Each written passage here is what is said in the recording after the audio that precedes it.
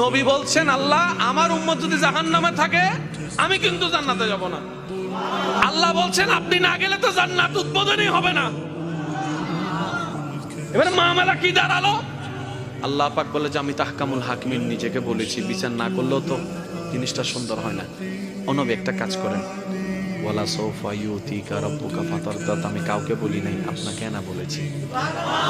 ওয়া মা আরসালনাকা ইল্লা রাহমাতাল লিল আলামিন, কারো সম্পর্কে নাজিল করি নাই, আপনাকে দিয়েছি। ওয়ালাল আখিরাতু খায়রুল লাকা মিনাল উলা, কাউকে বলি নাই, আপনাকে বলেছি। আর আমি আল্লাহ ভালো করে জানি আপনি হচ্ছেন উম্মতের দরদী নবী। আপনি নিজের জন্য কাঁদেন নাই, সন্তানের জন্য কাঁদেন নাই, পরিবারের জন্য কাঁদেন নাই, নাতির জন্য কাঁদেন নাই, যত কেঁদেছেন জীবনে সবকিছু উম্মতের জন্য। এমনকি হাসরের ময়দানে যখন সর্বপ্রথম আমাদের নবীকে আল্লাহর হুকুমে তোলা হবে,